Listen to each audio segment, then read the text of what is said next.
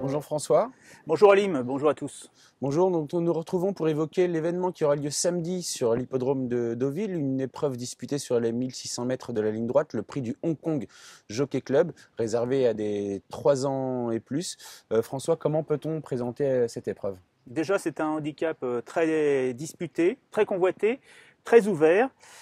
Et je crois qu'à la lueur de l'expérience du passé, on s'aperçoit que les places à la corde jouent un rôle important quand le terrain est bon. En revanche, quand le terrain est pénible, on peut venir à l'extérieur. Alors, il faudra surveiller quand même la météo parce qu'on annonce quelques pluies, je crois, dans la soirée de jeudi. Mais après, cela devrait s'améliorer. Alors, si le terrain est bon, les places à la corde devraient jouer un rôle important. Oui, d'ailleurs, ça tombe très bien puisque l'une de vos bases a hérité d'un bon numéro de corde. Il s'agit de Lava qui dispute son premier handicap. Oui, alors Lava, c'est un cheval de 3 ans, c'est un poulain de 3 ans.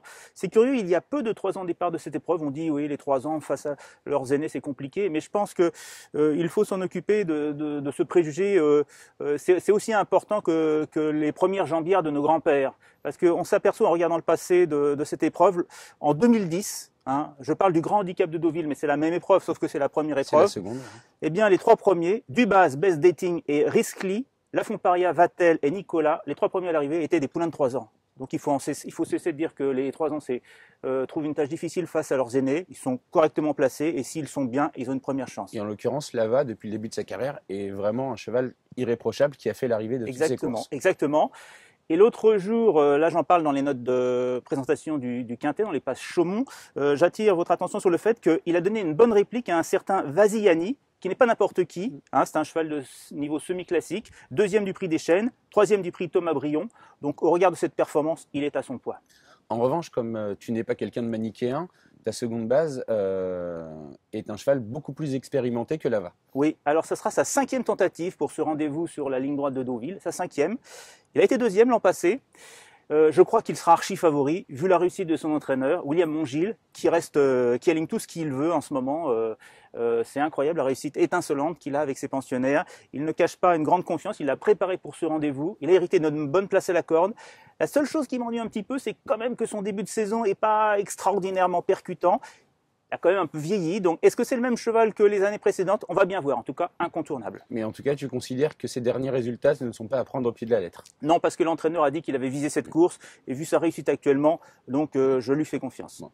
On peut dire, et puis les internautes te connaissent un petit peu, les handicaps sont souvent des épreuves qui te réussissent bien, et tu as un coup de cœur, il se nomme Aijo.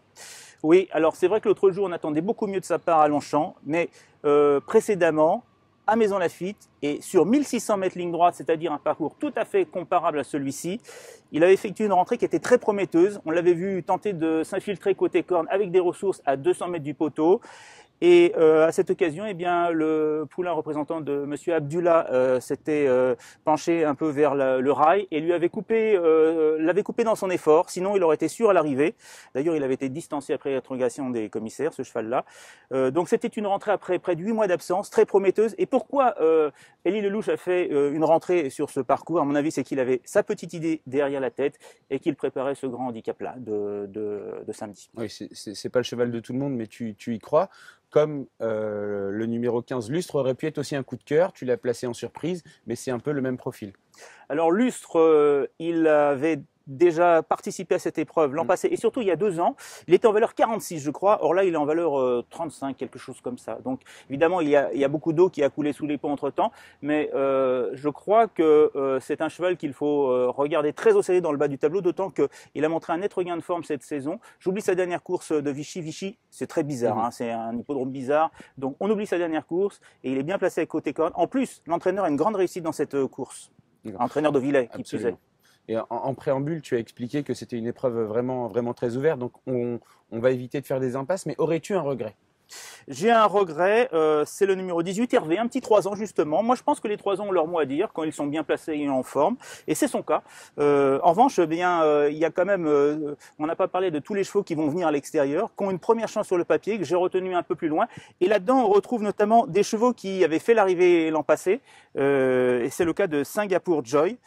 Singapour Joy qui était tout près à l'extérieur. Il était 10e, mais si on regarde le film, il est tout près et complètement à l'extérieur. Il a été baissé de 4 kilos depuis, donc sur le papier, c'est une première chance. Il part tout en dehors. Bon, ton idole, Christophe Soumillon, va peut-être inventer quelque chose pour se tirer de ce mauvais pas. Il en est souvent capable. Et puis, on a vu tout à l'heure la course de référence, hein, je crois, avec Koenig Bernard, qui avait été 2e. Il était là, donc, juste 10e tout près. Il y avait également dans cette épreuve un autre cheval, Yes I Do, que je retiens en fin de combinaison. Yes I Do. Mais je suis pas certain qu'il soit compétitif pour la victoire. Oui, en parlant de combinaison, je vais me permettre de résumer la tienne.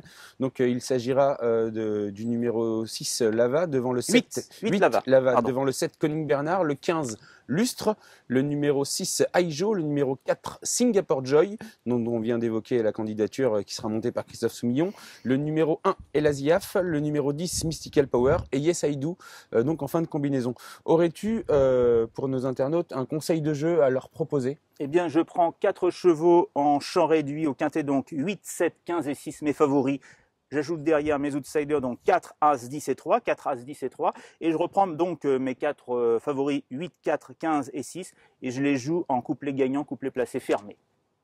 Je sais par mémoire, je n'étais pas encore à Paris Turf, que tu as beaucoup de réussite dans ce genre d'épreuve. Donc je pense que nos internautes pourront te suivre tes conseils. Et je leur souhaite un bon jeu à tous. Et je te remercie, François. Ne vendons surtout pas la peau de l'ours tant qu'il est vivant.